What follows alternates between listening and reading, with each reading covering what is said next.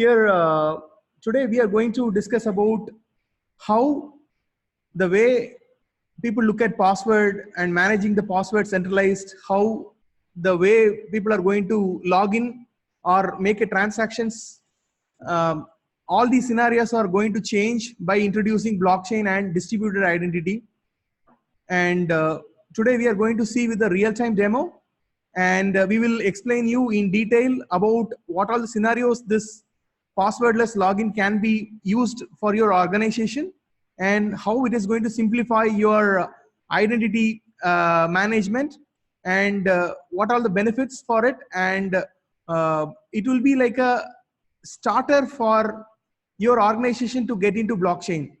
So we are making it in such a way that uh, once we are implementing a simple solution like this, you can get into blockchain into your organization very easily. So I would like to introduce Aditya, and Aditya will take care from here.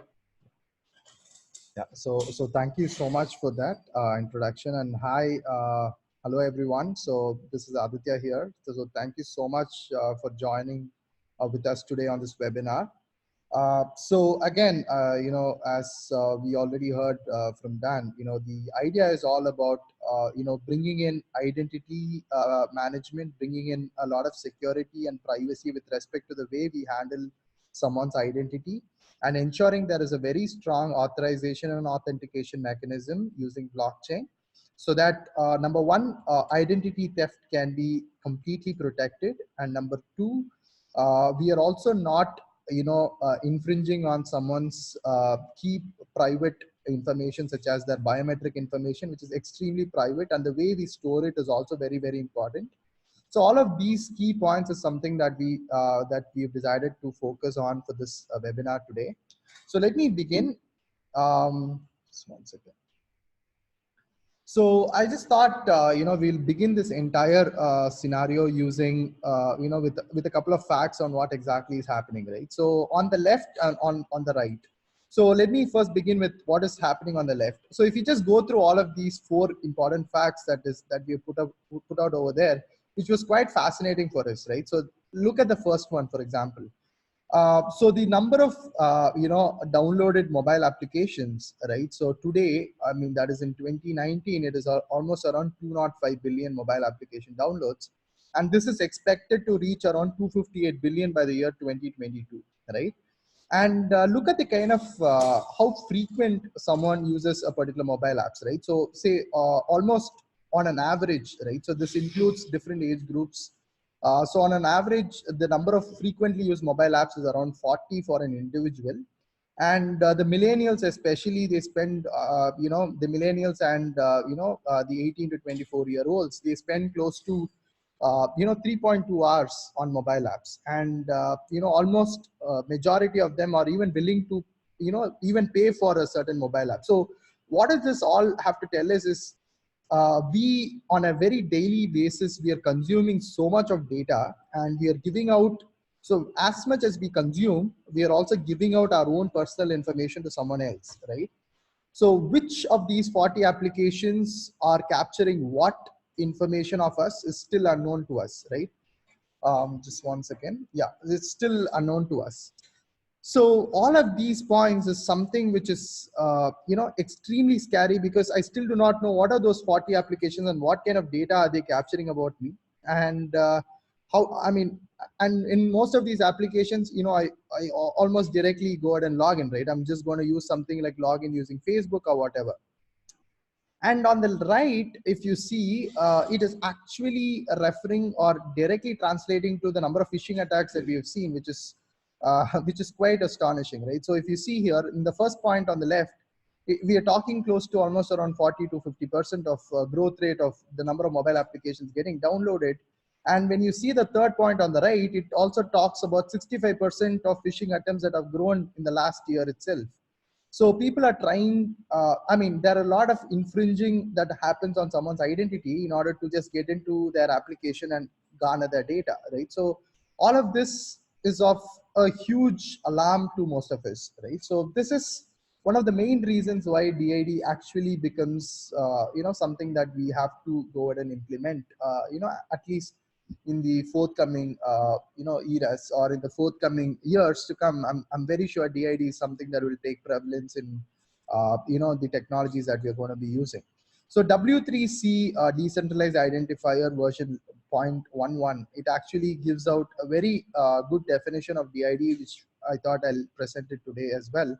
So it talks about a DID as a verifiable self-sovereign digital identity. So when I say self-sovereign, it means I govern my own data, right? So the reason why blockchain comes into all of these things is pretty much because of the same reason, right? So blockchain actually ensures complete privacy and security of the transactions being executed.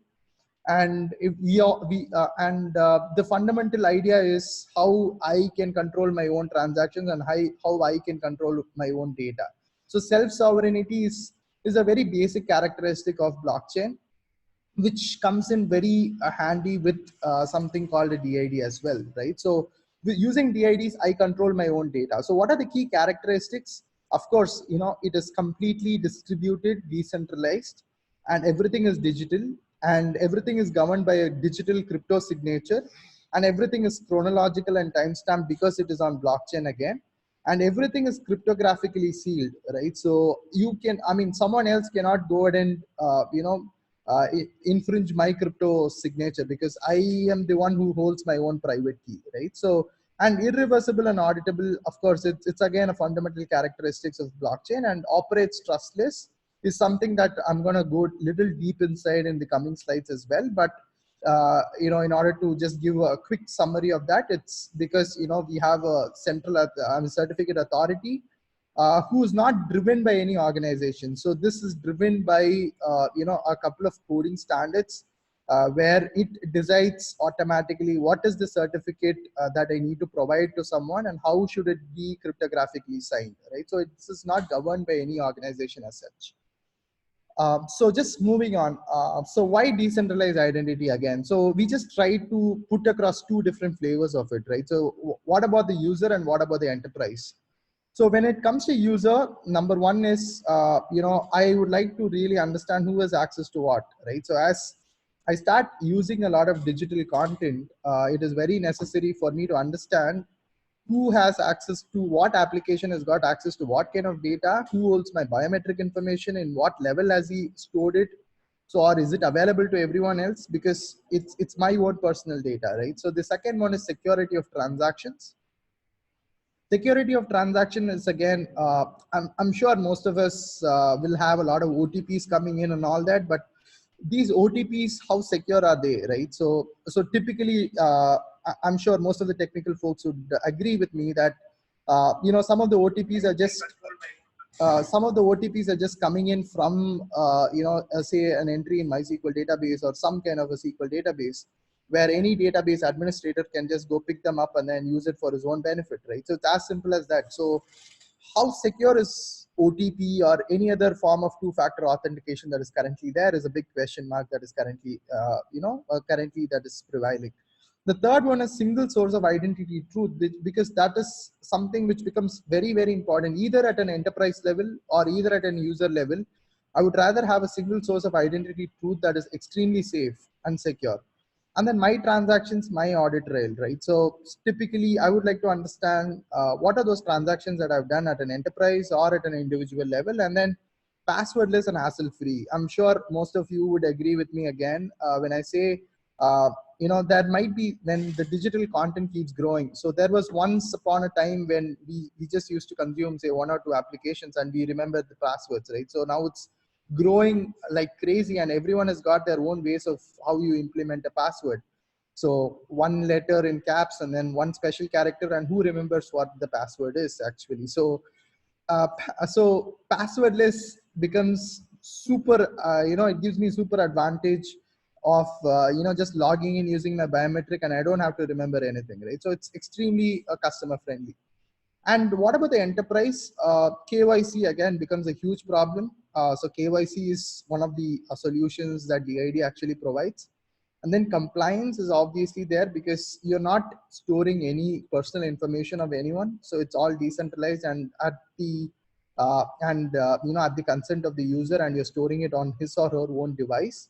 Improved customer experience, because the login forgot password is just completely gone. It's just passwordless login. So your biometrics lets you log in.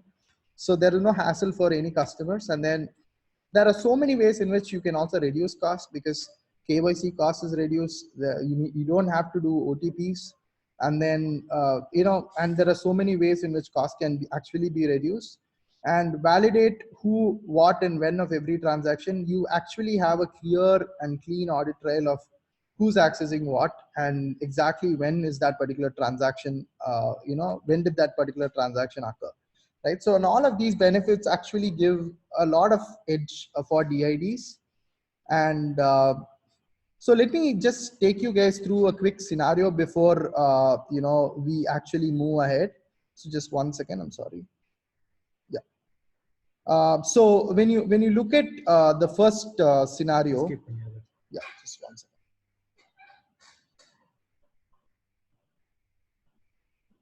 Okay, just.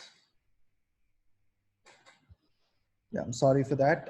So when you look at the first scenario, so we tried to put across a scenario of a particular registration, right? So it is extremely easy when, using DIDs, your mobile becomes your primary key, right? Your mobile becomes your way of identifying who you are to any web application or any application for that matter. So the first one is, you just enter a username, you click on register to pair a device. There will be a QR code that will get generated. You scan it, and then you enroll a particular device, right? So it's as simple as that. So basically, the minute you enroll, so what we do at the back end is, we generate from a certificate authority, we generate a private key for that particular user, and then we push that particular private key to the HSM or hardware security module that we have inside a particular mobile phone as a part of our application, and where we push that particular private key over there. And any attestations or during login, something that we do is we generate an authentication policy, which again is a form of an X509 certificate. This X509 certificate is signed either by your biometrics or by your PIN or any methodology that you chose. And this X509 gets signed on and off network. So we are not even bringing your particular authentication to on network. And then we let you, and then the response alone is again sent to the server and you log in, right? So it's as simple as that. So this is how it happens, right? For registration, so there is this QR, you scan the QR, and then there is a pairing successful message. And then the scenario 2 is all about passwordless authentication. In a similar fashion, you click on passwordless login. The minute you hit on passwordless login, your mobile device will again request for you to enter your Face ID, biometric, or it can be anything else. But for now, looking at the security standards, we've completed face recognition and fingerprints, but voice is something that we are still exploring, and there are a lot of parameters to voice which we've still not covered. And so it's as simple as this, right? So there is a request, and then you put in your fingerprint, and then you are able to log in, right? And then the third one is verification.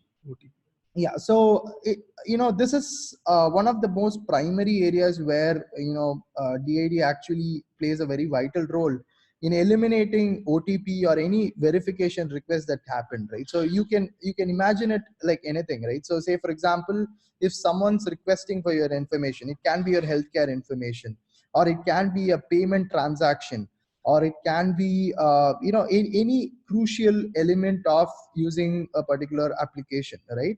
So if you need the user's consent to be there, so it's as simple as so suppose in this example we are saying initiate fund transfer. So for initiating fund transfer, this particular person, there is a request that is sent, he puts in his fingerprint, and the minute he puts in his fingerprint, what we do is we generate this X509, we sign it, we send the attested crypto X509 back to the server, which is then read only by a certain smart contract, which again decrypts the particular information, authenticates it, and then invokes another smart contract which will trigger a particular transaction, put an entry in blockchain, right? So when this happens, the thing is, number one, we know for sure that this is the person who has done it, because at that particular point of time, there are over 50 facial features, or over 20 to 30 fingerprint elements that we check before we understand that this is the person that we are looking at. And post which, we use a private key that is stored only in the user's device to sign an X509. And in the X509, we have very clear policies defined stating in what parameters did this particular person sign this particular X509, which is then sent to the server, where the server again that invokes a particular smart contract to invoke a transaction in blockchain. So when you see all of these things happening, this is just to ensure that the right person is signing it, and at the and we are also ensuring that we capture that audit trail without fail, right? So these are the things that currently occur before a transaction can actually happen. So again, so now how does this all boil down is, you can just imagine it like this, right? So as an enterprise, let me say, if in my firm, say for example, if I'm using like say 6 or 7 applications on a day-to-day basis that I give for my employees, right? So and I don't want them to, because they're all going to be using my own company's email ID to log in, right? So now how can this all boil down is, this can also boil down to a factor where I create a single sign-on, right? And I let the users carry, or let my employees carry their own mobile device. And so my application, that is this application SineID, can pretty much connect with any of the single sign-on networks. So it can either connect with Okta, or it can connect with one login, or you can also use our own single sign-on systems as well, right? So what happens is, you have a DID authentication. So when a particular user clicks on any of this, say for example, I click on Google Drive, right? So when I hit on Google Drive, my application actually speaks with Google Drive. And before that, it'll ask for my identity, which is there on my mobile device. I trigger a notification, I trigger my authentication using my mobile device, and this actually signs this X509. And this X509 is communicated directly to Google through my REST APIs, and Google lets me log in, right? But if you see the advantage of this, Google does not hold my identity, right? I hold my identity. In fact, my employee holds his own identity. So even I do not hold his identity, right? So this creates an edge over any other security measures that are currently available in the market. So let me, if you have any questions so far, please feel free to drop in your questions in the Q&A menu that you see here on Zoom. So please feel free. I think before I get to my demo, I'll probably take in 2 or 3 questions before I can get to my demo. I think that'll be really helpful.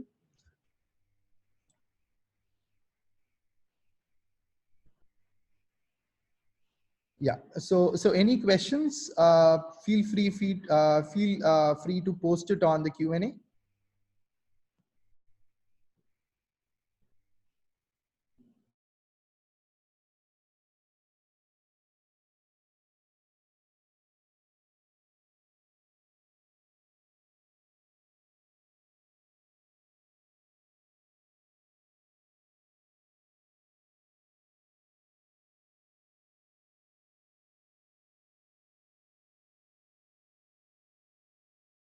All right, so let me just quickly jump to the demo where I can show you how this all works in reality. And then later, I can also take you guys through some more examples, and then a little bit into how it all works or how it all comes together. So just 1 second while I put this up.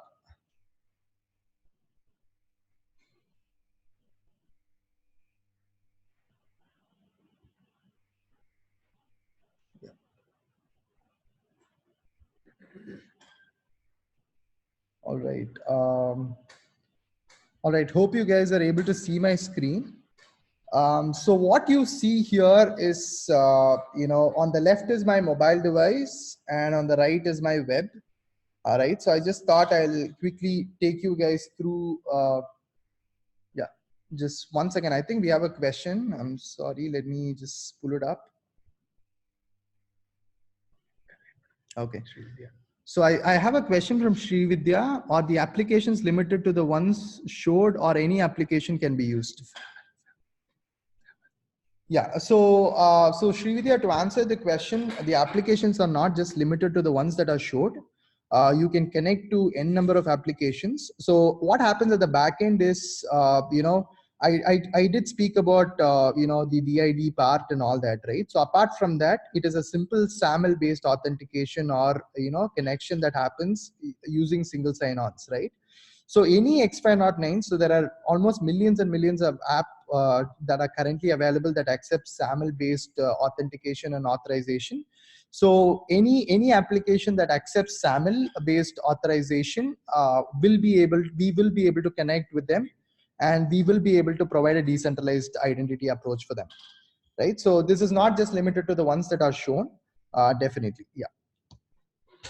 So I'm just quickly moving on to my demo. Just one second. Yep.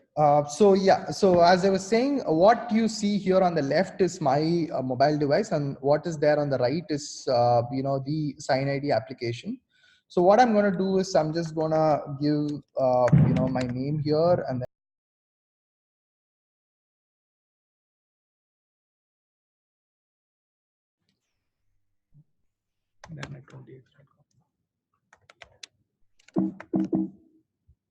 okay.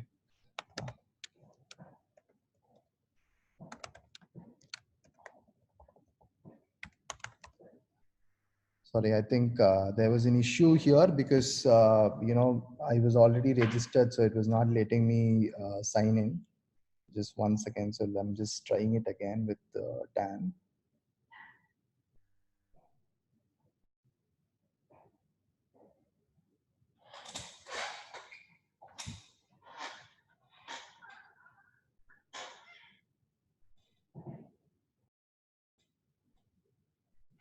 Yes, now it's enrolled.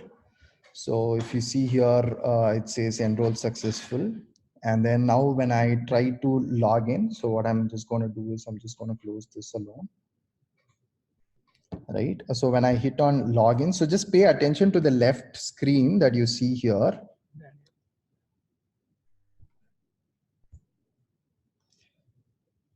So it has actually sent me a notification. And if you see here on the left, there is a notification that has come up. Right. So over here, it actually asked me, what do I want to show? So I'm just going to say face. Right. So again, once again, yes. So I've hit, so it says authenticated successfully and successfully verified. So it's as simple as that, right? So, the minute, and then if you see here, so what I again have is, it actually gives me a timestamp, and this timestamp is actually written from blockchain, where it shows me the device IP and the exact transaction ID in which it has happened. And we've also, just for this demo, what we've also done is we've just put together some of the authorization requests, right? So suppose, this was just our example of saying, hey, these could be some of the things that, something can happen. Say, for example, there's a banking transaction that someone has to do, right? So when I say authenticate using SineID, again, there is a notification now it is sent. So if you see here, there is a notification that is currently sent, and which again, will ask me, hey, do you want to do it through your face or a fingerprint? So I'm just going to say face again, where I'm authenticating.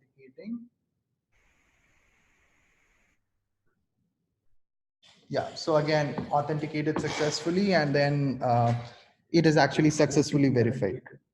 So this actually eradicates, most of those concepts like OTP and all that. So, and again, when I go to the dashboard, now I'll have another transaction that is actually recorded. So earlier I just had the one, now I have two transactions, right? So this is, the part which actually happens, which is which makes it extremely easy for the users. Yeah. So Dan, yeah. So this is a starting point of blockchain, where we have covered the identity part.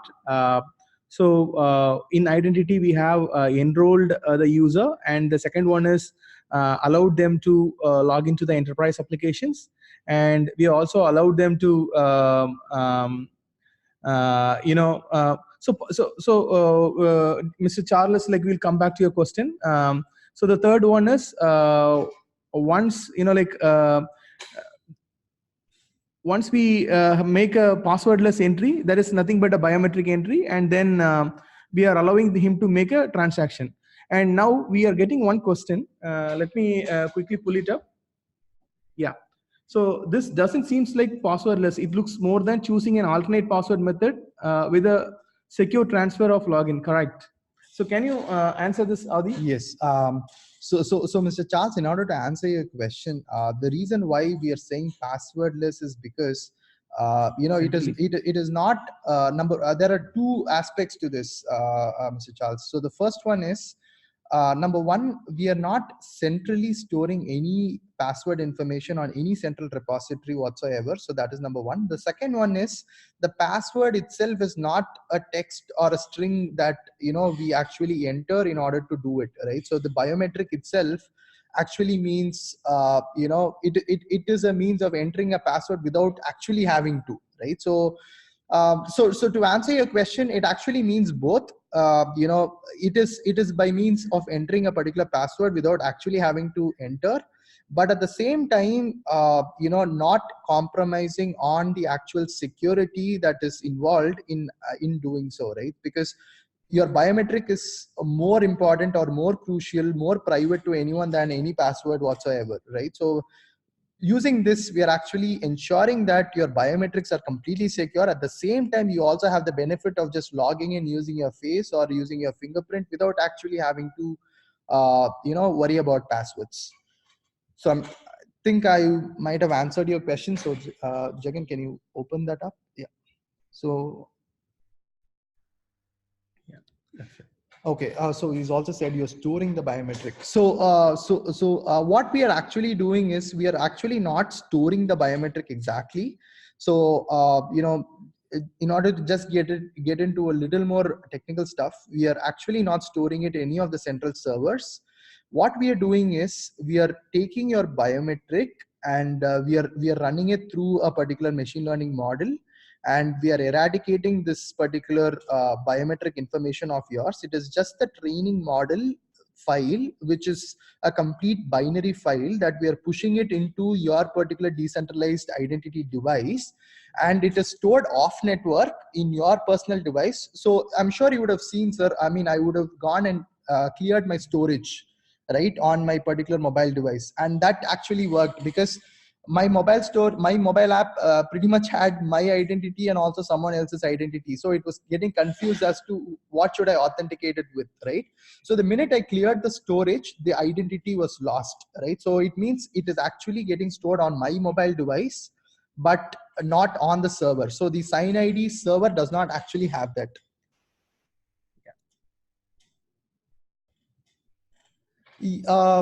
So yeah, so again, you have another one. So that's the change from text password to biometric, the alternate being fingerprint or face. Sir, in order to answer this question, I would say not exactly, but it could be one of the possibilities, right? Because currently, when we look at the security standards, we're looking at the NIST standards. There are a lot of NIST standards that have come out with fingerprint and face rather than voice or any other means. But the way I would look at it, or the way TrueDX actually looks at it, is in a wider perspective. So any artificial intelligence with respect to any of the common ways of identifying who this human is could be the next wave of replacing passwords. But currently, when you look at NIST standards, there are exact, or there are very specific standards that are already defined with face and fingerprint that we are leveraging it today. And of course, there's a lot of challenges to this as well. So there might be accuracy challenge, there might be throughput challenges that people are still trying to solve, right? So but currently, with what is already available on your mobile phones, and and the kind of walls that are already built in, face and fingerprints are a safer bet towards the immediate future, is what we're looking at. I think I might have answered your question, sir. If I did, you can just give us a thumbs up. It'll be really helpful. Yeah, perfect. So what I'm also going to show is, I just thought, since we are getting in a lot of questions about this a little more in detail, right? So what I'm going to do is I'm just going to get into an admin, and before I get into the actual workings and all that, right? So I just thought I'll show you guys a little more information about the configuration and all that stuff. So right now, I'm just going to get into, I'm sorry, I'm just going to get into Daniel. So this is the ID that I just logged in. So if I just go to the audit transactions, you would have seen here, you have this entire information. This is a raw application file that is currently there. So he is signed in from his device ID. So you have all the transactions that are getting returned from blockchain itself.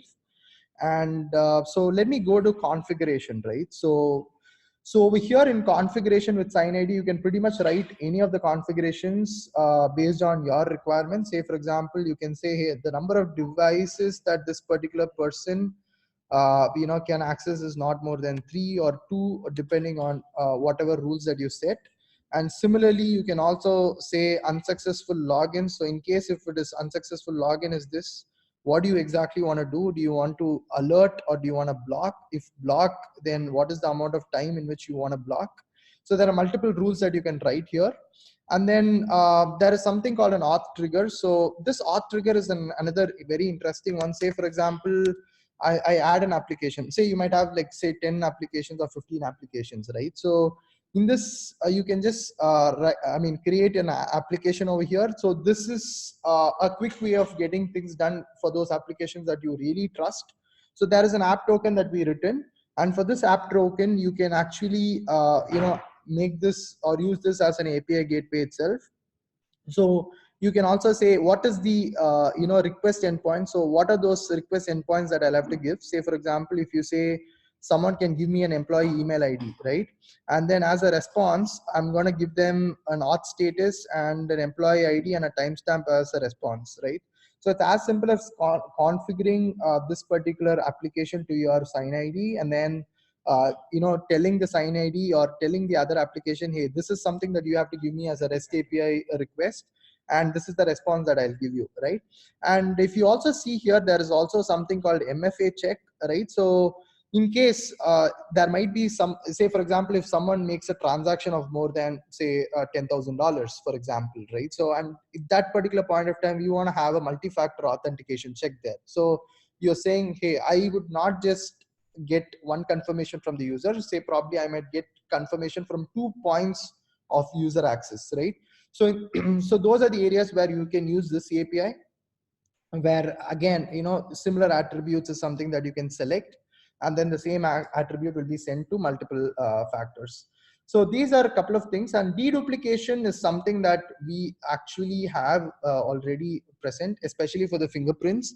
But this is valid not for DIDs, but this is valid when, suppose if you're using external fingerprint devices and you want to store those fingerprints on a particular blockchain ledger, and the private keys again can be on HSM in that particular case. But if that is the case, then deduplication is one of the factors to be considered. So that is another thing that we have. So this is just a quick brief that I thought I'll just show you guys, and then now let me just quickly get into all the applications under one roof is something that, and we just saw the demo. And yeah, as I was saying, how does it all come together and work, right? So this part is something that we just spoke about. So in a single sign-on kind of a system, you might be connected to people, application, and devices. And the minute there is an authentication request that comes in, and the request actually goes into an user agent. And this user agent is where we are actually managing everything, right? So even Mr. Charles was asking us about storing decentralized information, right? So the decentralized identity attributes, which can be in the form of a model, is actually stored here and on the edge device, because our server does not actually hold it. And the minute there is an authentication, the first thing that we do is we check an identity certificate and attestation. We check this to identify if this particular person is the person whom he says he is, right? So the second one is a validation check. I mean, we might be referring to identity attributes to see if this person matches with what is mentioned on the certificate. And then there is a system policy, right? So when you define the system, you might write a lot of smart contracts, and this smart contract will actually go ahead, verify who this person is identity attribute or XY010 attestation, and then it will check the system policy and then make an authentication transaction into the ledger, right? So, and the key point about all of this is the certificate authority, right? So that is the most beautiful part here. So for the certificate authority, uh, I mean, of course, it's been an evolving journey for us as well. But currently, what we are doing is we are using Hyperledger version Fabric version 1.4, and we are using the certificate authority of Hyperledger Fabric. And this actually provides us with everything, right? So it gives us the private key infrastructure for setting up the users, and then private and public key infrastructure. PKI infrastructure is basically provided by the Hyperledger Fabric, and it also provides us with an X509 certification on every user creation. And this entire stuff is what TrueDX or SineID is actually transferring it remotely through a secure channel onto your mobile device, in an encrypted fashion, such that no one can tamper with it even during the transit. So we are using a TLS certificate for that to ensure that that does not happen, and there is no transit level breach that might happen in between. And so again, so certificate authority is something which is more like the heart of our application, which is again provided by Fabric, right? So this is how it all happens, or this is how it all comes together. And so when you look at the key features, right? So most of the critical information, including the transaction information and all that, is now stored on blockchain. And again, when we say blockchain, this is again a private permission blockchain network. So this gives us the flexibility to say what can be on the blockchain. I mean, what kind of transactions are visible to whom is again something that can be displayed here. And then all the keys are safely stored on the device, or soft HSM or hard HSM, depending on the use case. But when it comes to DID, it is strictly the device. And then we ensure that there are 3 layers of protection, or 3 or 4 layers of protection, before someone can even remotely try to breach into someone's privacy, and we are extremely confident that it is currently almost 99% reliable with respect to the breach is concerned. And then mass identity theft is almost impossible, because you need to tap into almost every particular person's device, which is again off network, and then get their private keys in order to even retrieve that data. And even if you do that, you still get only the model file, which is of no use, because it's a binary file end of the day. So again, as I said, high level of reliability and completely immutable transactions. Again, as the primary property of blockchain goes, you try to tamper one transaction, it is immediately identifiable, and the entire hash gets changed, right? So there is no way in which you can tamper into transactions. And even if you do, there are at least 3 peers, and even if one of the peers fail, you still you immediately expel them out of the network, and then you run with the other 2 peers, right? So it's extremely secure that way. And so this is again, let me not spend a lot of time on this, but so most of the times, people tend to ask me this, right? So can this also be done without blockchain? So my answer is yes, it can also be done without blockchain. But the use of blockchain is for ensuring that there is enough security when it comes to, identifying or certifying who this user is, because it's as much as it's as critical as identifying who the user is using an identity attribute.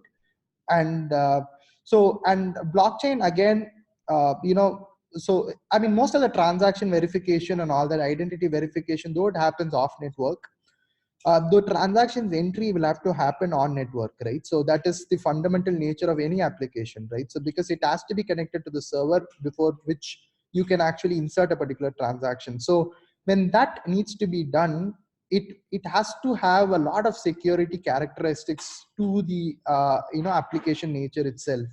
So for that, blockchain actually comes in very, very handy. So that is the reason why we are insisting on the usage of blockchain, especially for SineID, because identity is the most crucial part of any application.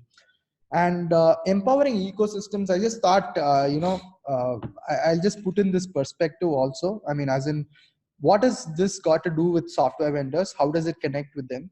So for them, it is, there are many biometric providers who have actually spoken to us, who have asked us, hey, how can we integrate this to, my biometric device? And, we've given them this information about how they can also store, say, for example, if they are an external fingerprint device provider, right? So in that particular case, it becomes extremely crucial for them to understand how they store a biometric information, how do they retrieve it.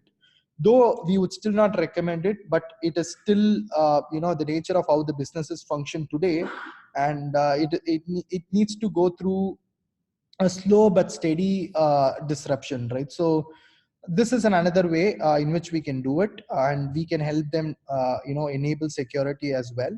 And then the third one is, we also provide REST APIs for almost everything. So we at TrueDX work like an API banking itself. So we've got REST APIs for ensuring that you use blockchain, and then you can configure blockchain, you can write your own rules for authentication, and then you also have a single sign-on integration with SAML. Or if you already have an enterprise single sign-on, you can still go about using it, right? So we've always been flexible, so that way we can definitely work with any of the independent software vendors. And for enterprises, again, single sign-on, no hassle for their users in remembering the passwords, audit trail, and the no OTP costs. And then fintech, again, easy DID based KYC, and zero duplication of records. Trust me, when we worked with BFSI, duplication of records was becoming one of the key problems, right? So there is so much of information about a particular user, and there might be another person with almost the same information, right? So this was creating a big hassle. DID eliminates duplication because everything is owned by a particular device, and one device can only have one biometric information, and we can be rest assured that this is the right biometric information. So there is no possibility of duplication over there.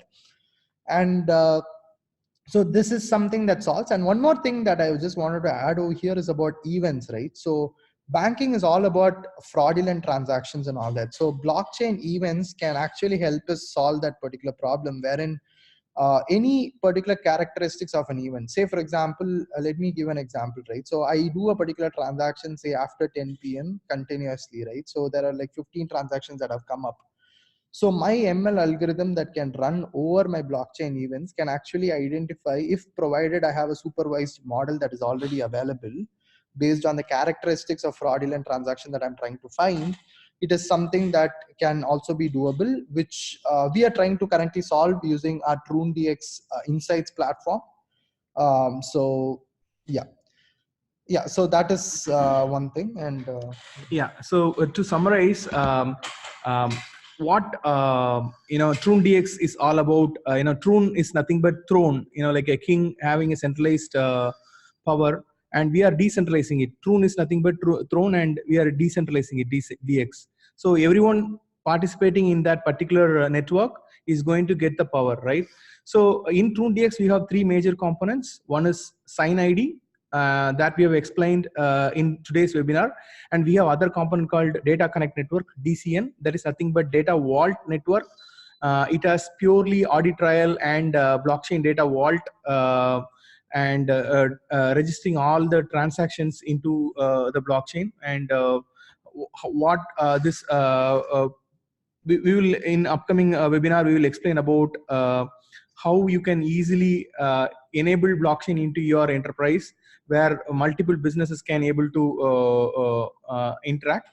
And the third one is about TrueDX data platform, where we are having a Hadoop based analytics system that we are built on. And here we are listening to millions and millions of records and try to come out with actionable insights. So these three components combines with the TrueDX platform, where in our upcoming webinar, what we are planning to do is a TrueDX data platform, how we have used it for retail and healthcare analytics. How to like we have worked with Tamil Nadu government hospital, where nearly 20,000 hospitals are there, and how we have enabled them in kind of an analytics. And also like we are working with few other government initiatives in retail side, where what is the buyer pattern, and a lot of intelligence we are deriving it out. So that we will be covering up in the upcoming webinar. And in a high level, this is the summary of our data connect network blockchain layer, where we allow multiple organizations to come in and interact within themselves, so that we are enabling the interoperability between multiple departments or multiple organizations by just enabling the smart contracts and right consensus. And we are having them to have the entire data vault with particular assets mapped to them, and with proper authentication mechanism through the the SineID ecosystem.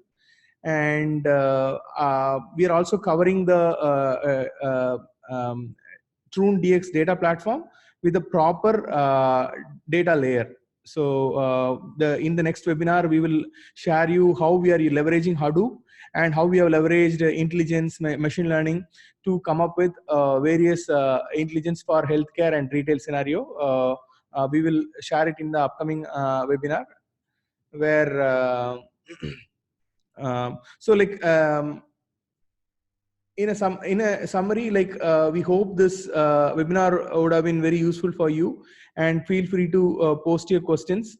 And definitely we would like to get your feedbacks and incorporate into our platform. And TrueDX is pretty much open for integrating in. So our predominant focus areas are healthcare, retail, and with independent software vendors, and with logistics. And we are helping them in enabling blockchain for their business, and help them to bring a disruption in their industry. So, and we also run a lot of free POCs for them. We co-work with them. We also always try to grow with them. So that's the summary. And I have a few questions coming up. I think Adi, you want to answer? Yes. Yeah. So let me take it up. So please post your questions, if any. We last 5 minutes we'll wrap it up. If there is any question, we'll answer. Okay, so it's Mr. Charles again. The benefit is a user choice of biometrics and secure biometrics, app company, less risk, no one stealing access, verified user on accounts. Absolutely, yes, sir. I think, okay, I'm sorry. I think I missed out something that you had posted right before that. I like what you're offering, but the passwordless marketing message is confusing. Changing from text password to biometric without relying on app to support various biometrics. The end app would have to support blockchain authentication, correct? Yes, sir, to answer your question, let me actually split it into two parts, right? So the first one is, I think, spot on with respect to whatever benefits that you had just said. And the second one is the reason why we said passwordless is because, we thought about it from an end user perspective. Because to be frank, right, sir, so there are many aspects that the end user does not understand today, because we still do not know the adverse effect of us having to share our data with someone else. Because every time, say for example, it includes even me, right? So every time I install a particular app, I don't even notice what they're asking me to share, right? So it's become like that. So that is one of the main reason we use the word passwordless, because it will be easier for an end user to connect. But again, I take your point, sir. So it is definitely a good feedback. And then, yes, to answer your question, the app will have to support biometric authentication. But what we are saying is, it is not a very big change from what it is today, right? The reason why I'm saying it is not a very big change is because it just connects to a particular application using simple REST APIs, which is as simple as that. And it can work with any, and we are not disrupting your identity mechanism as a particular application. But what we are saying is you can connect it with our single sign-on system and we will do the rest for you. So the connection is extremely simple, extremely straightforward, using a simple SAML approach that has been there for years, established already. And or most of the enterprises also use a lot of other single sign-on systems where we also work with. So similar, just like Okta or OneLogin, which is very common these days. So the change does not happen at an application level, but the change is even over and above it. So it is very easy to integrate and get going from this. Yeah. So I'm sure I would have answered the question. So yes, thank you. Thank you so much, sir. Yeah. And so any other questions that we have for the day? Okay. So if you have any other questions to all the panelists and to all the, to all attendees, this is my email ID. Feel free to, drop in your queries here, or you can also drop in your queries to support@RuneDX, and we'll be more than glad to help you out. And we are still learning, and to be very frank, we are doing a lot of experimentation to improve ourselves. So please give us a lot of challenges, and we'll be more than happy to solve them for you. And as technical guys and as technologists, that is how we keep growing, and that is how we keep moving forward. So please drop in your note, please drop in your feedback, and we will learn, and then we'll ensure that we have more, we have better content. We are doing a lot of other stuffs. So we will meet you soon. All right. So thank you so much, everyone, for joining us today on this webinar. We hope to meet you guys soon on another very interesting topic. Thank you so much once again. Yeah, thank you very much. Yeah. Okay.